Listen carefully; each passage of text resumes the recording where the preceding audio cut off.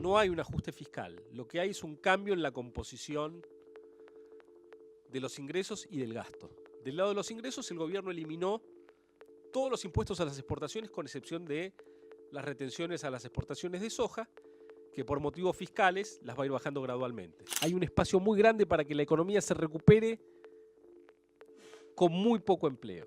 Porque hasta ahora lo que había era un toma y daca entre el sector privado y el gobierno anterior, en el cual el gobierno cerraba la economía, le daba rentabilidades a cada uno de los sectores negociadas a cambio de que no despidan personal. Entonces, en el sector textil había 5 o 6 jugadores que podían importar y cargar precios ridículos después en el mercado local, y a cambio de eso que no se les ocurra echar ni a uno de sus 1.000 o 2.000 empleados que tenían de más. La pregunta es, ¿cuál va a ser el rendimiento político de este programa?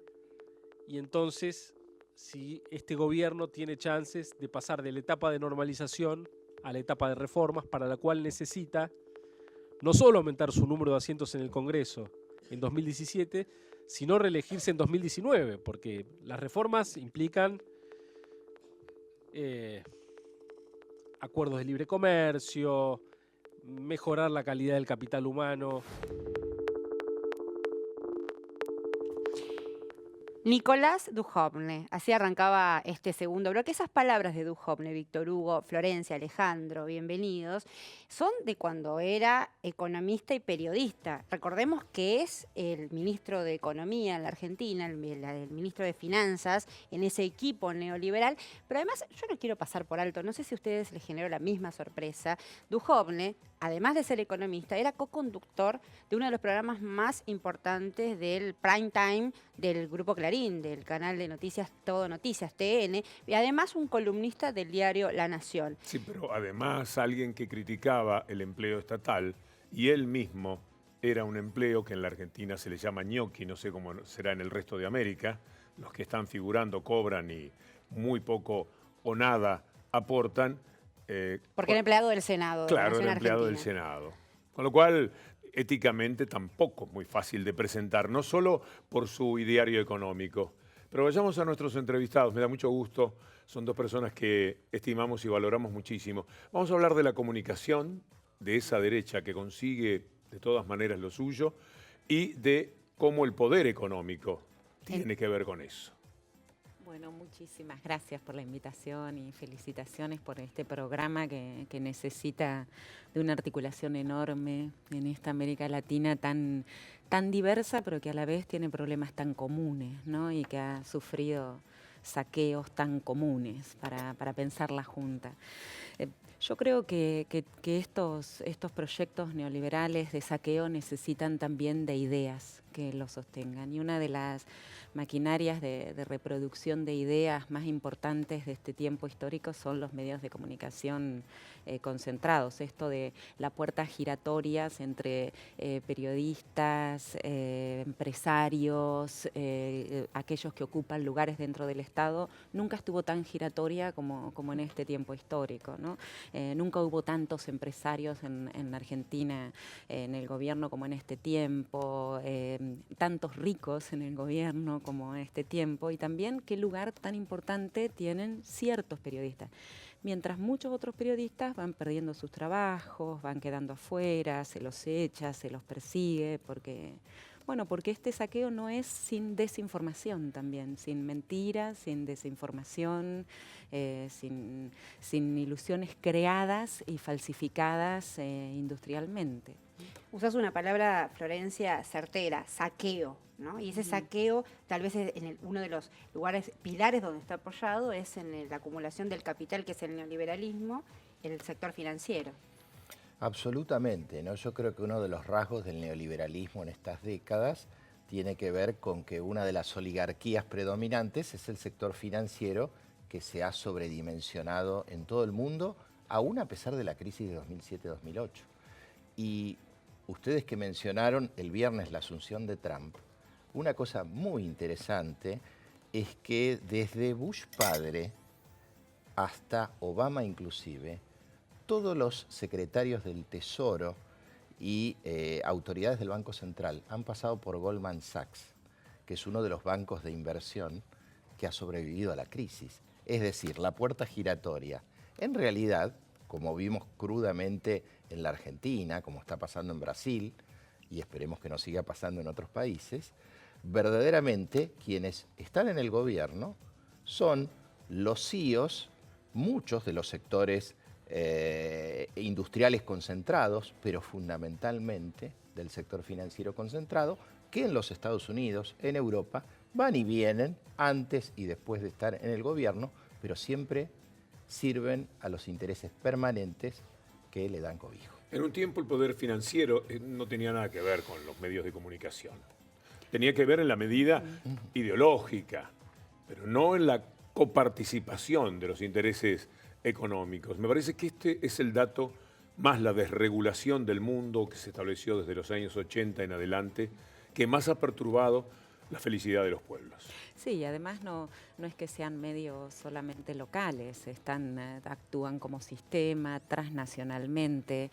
En Ecuador mismo, cuando asumió el presidente Correa, eran, yo creo, espero no equivocarme, lo sé, pero eran de 7 medios, 5 estaban en manos de banqueros.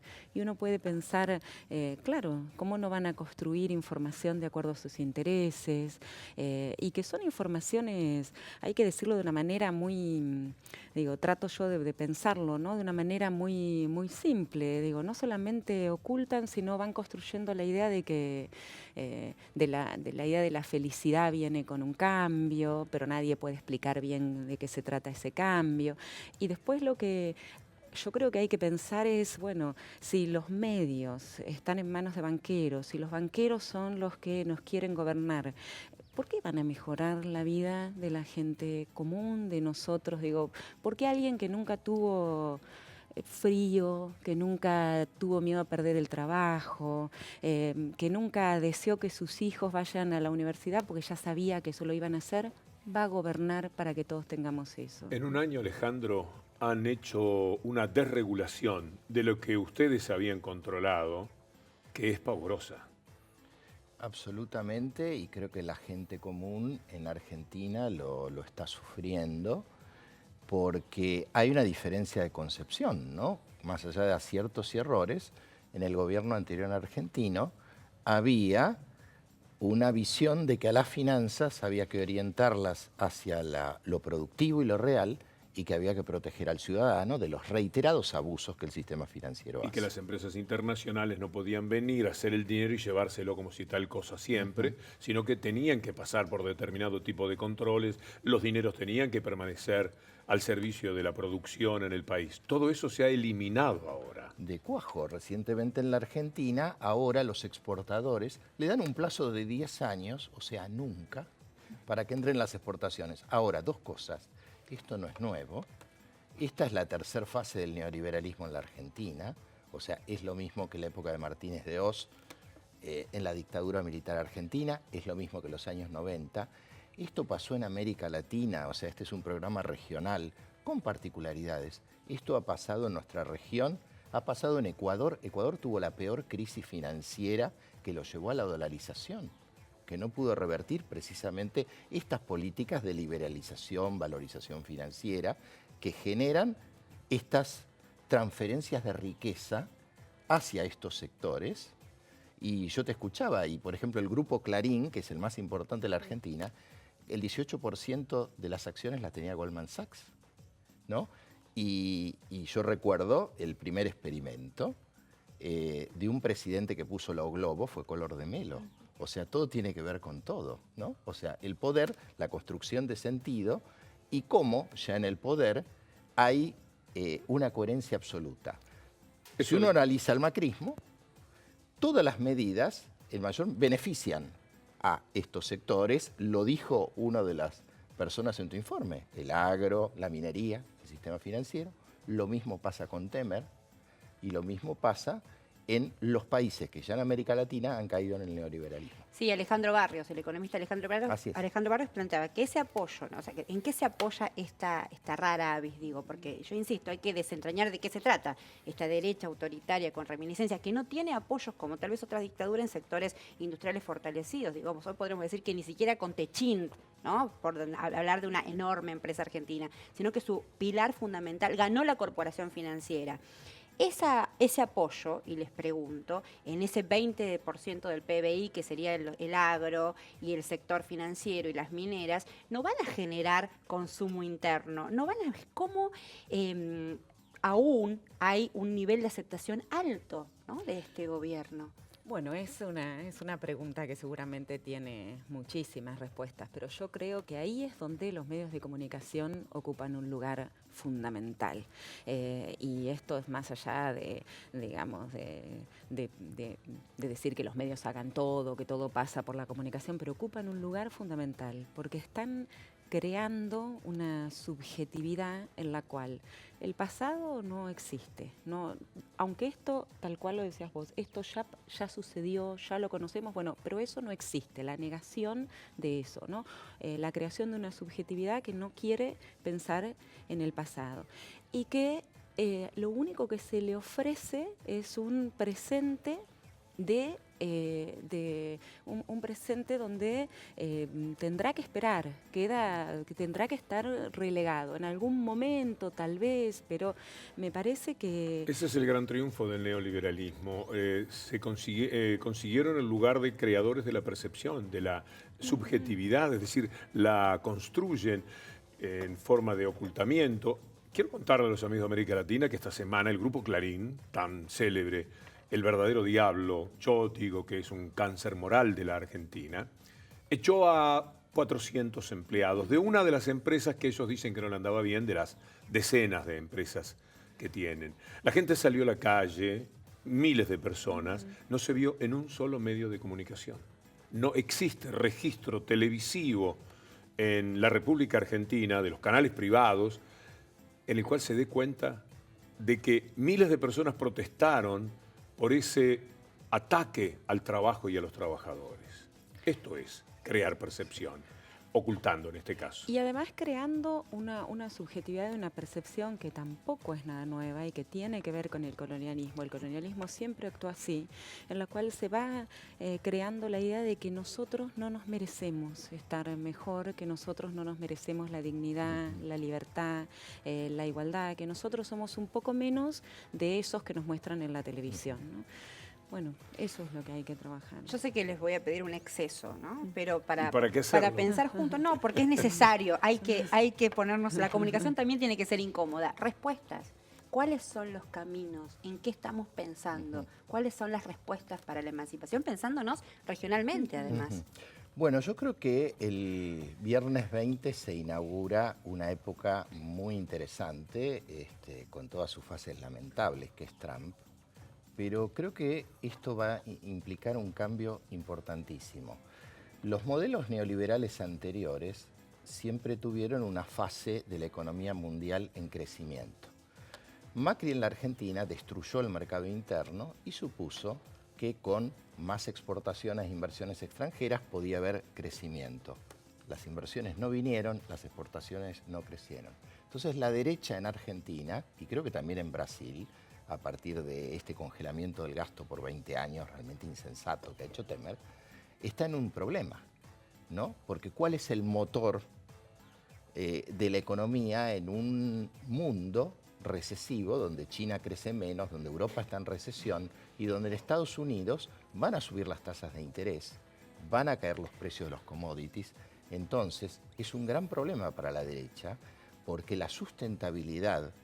en el informe también se decía de que era posible crecer con desempleo. Pasó en los 90 con Menem.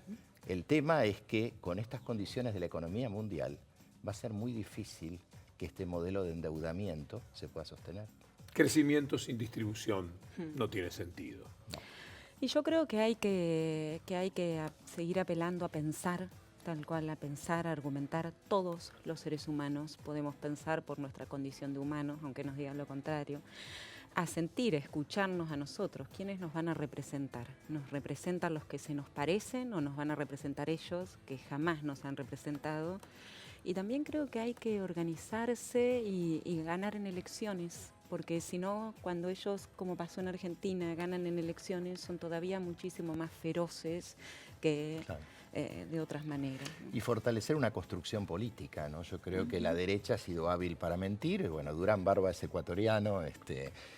Creo que nos queda la asignatura pendiente, es que todos, de alguna manera, los que verdaderamente creemos en un proyecto alternativo, porque me parece que no es amontonar a todo el mundo, pero sí verdaderamente generar. Me parece que el Frente Ciudadano en la Argentina, bueno, es un proyecto interesante en términos de sumar más de lo que representó el kirchnerismo, de toda la gente que vaya cobrando conciencia de lo que implica este proyecto.